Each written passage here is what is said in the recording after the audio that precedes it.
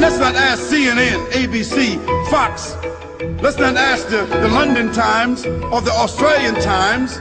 Let's not ask non-Muslims about how Muslim women feel, how they live, what are their principles, what are their challenges.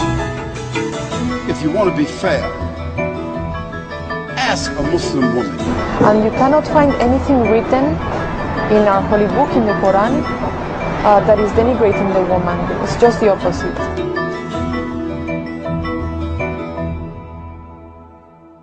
I have frequently referred to this book as what should have been the guidebook for women's liberation movement in this country.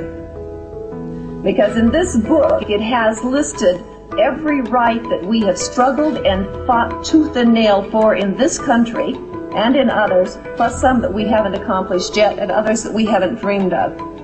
One thing that was given by God that we are fighting for right now in this country is equal pay. Hey, it's in there. Right there. It's in there, and it's for God. God-given rights, not man's. God-given rights. The right to vote, the right to own property. And yes, we have a soul, and yes, we go to heaven. We have every right that a man has. We may be different, but that doesn't make us not equal. Our difference makes us unique and special. But we are still totally and completely equal. God made woman to be the proper companion of man. She is different, but equal. Equal! We buy them, feed them, clothe them, use them, discard them. Women Equal to us?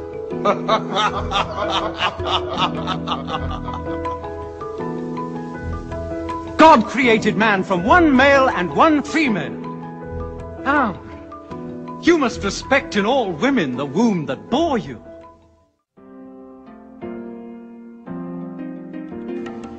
So Islam gave women the rights to vote over 1450 years ago, the right to vote.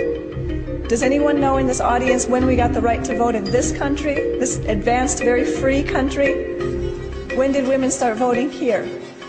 Anybody know? Maybe you know. Early 1900s, in my mother's lifetime. Can you believe that this advanced society that we say is the freedom of the world lies, we're like the belt of freedom is held by America? No. Women couldn't even vote until my grandmother was of voting age. Also inheritance. In this country, women could not inherit property in the southeastern United States, places like Georgia and Alabama and Mississippi, until my generation. In the 1950s and 60s, these laws were finally being rewritten. And I know that you who weren't raised here don't have an appreciation for just how bad the status of women was in this country, even up till today.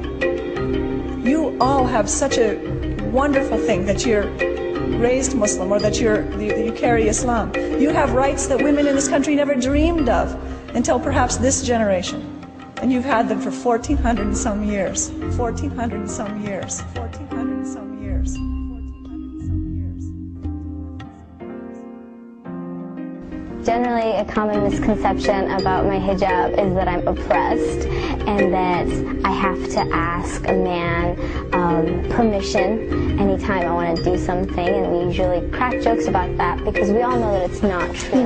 They think that the men force women to wear that kind of hijab, but in reality it's not at all that way, and the whole world changes. You see how men all of a sudden start respecting you. You have some sort of respect. I'm not a distraction for them. Instead, they're more engaged in business, they're more engaged into how educated I am, they're more engaged into my soul. People like us for our personality rather than, how good I look. I don't think the hijab has ever held me back from doing what I want. I've been here 4 years and I've never had trouble. No one has ever looked at me differently. It's been great.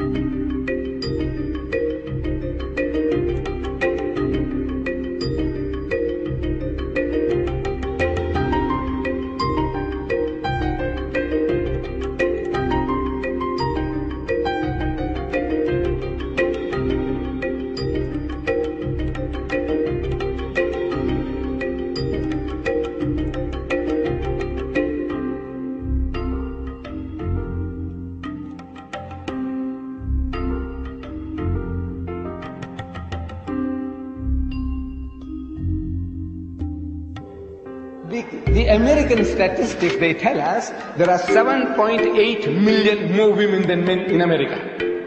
That's almost 8 million more women in your country, sir, the land of your domicile. 8 million women who can't get husbands.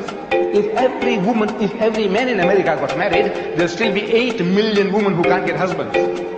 You Americans, you have a problem. You Britisher, you have a problem. You French, you have a problem. You Germans, you have a problem. And to these, there are no solutions in your book.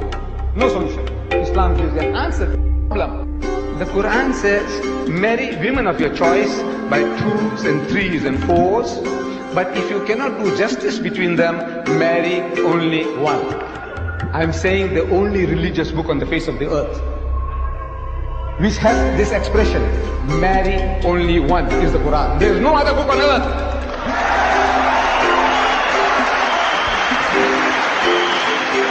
And this is the solution to your problem. I said, you laugh at us, you are a fool. I said, the laugh is on you.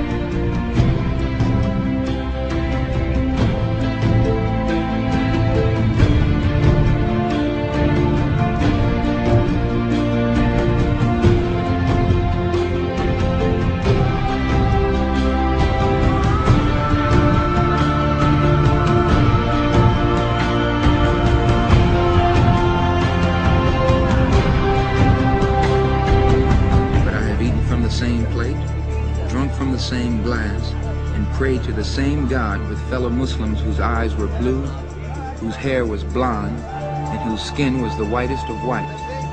And we were all brothers, truly, people of all colors and races believing in one God, in one humanity.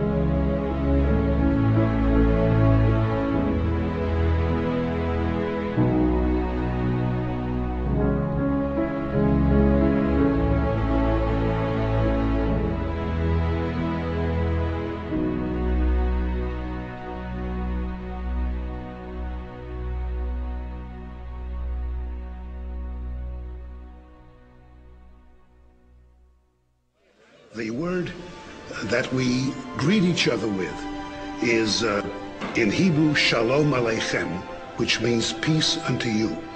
In Arabic, it's exactly the same, Assalamu Alaikum.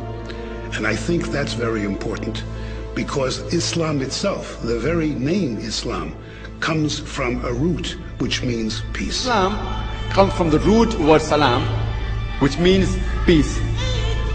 It also means submitting your will to Allah subhanahu wa ta'ala, to Almighty God. In short, Islam means peace acquired by submitting your will to Allah subhanahu wa ta'ala, to Almighty God. The glorious Quran is the most positive book in the world. It's a proclamation to humanity. It's a fountain of mercy and wisdom. It's a warning to the heedless, a guide to them, and assurance to those in doubt, a solace to the suffering, and a hope to those in despair.